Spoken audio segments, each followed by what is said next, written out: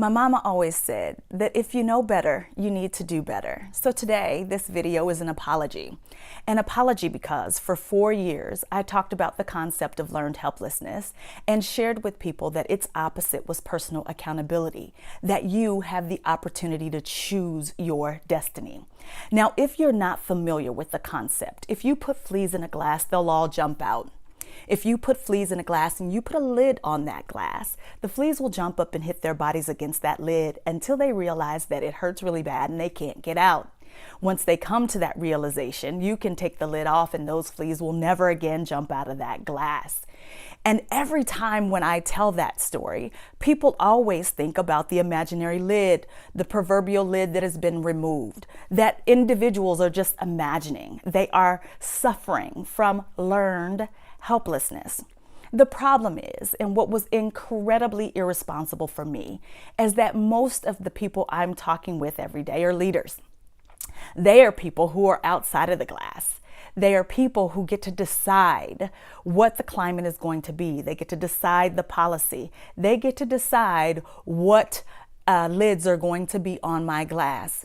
And so what I want to tell you today is that I'm sorry for not insisting that before I ever talk to someone about jumping or their inability to make a choice between dying and deciding that they just would not live their life's purpose and would just jump below the lid, that I first talk with leaders about being in the lid removal business.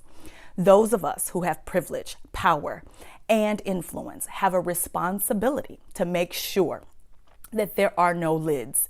That is the conversation before I ever look at fleas in a glass or people in oppressive situations and say, why don't you just jump? Now, what I also know is true is that if I tell the learned helplessness story in all of the scientific ways that it's been proven, using animals like elephants or dogs or even people, I get a ton of backlash. And why could that be? I'll just ask you to think about it for a moment. You see, I tell the flea story because people don't care about fleas. We buy flea collars. We are in the flea extermination business. No one cares about fleas. Nobody comes to me after a session and says, Nicole, how dare you put lids on fleas?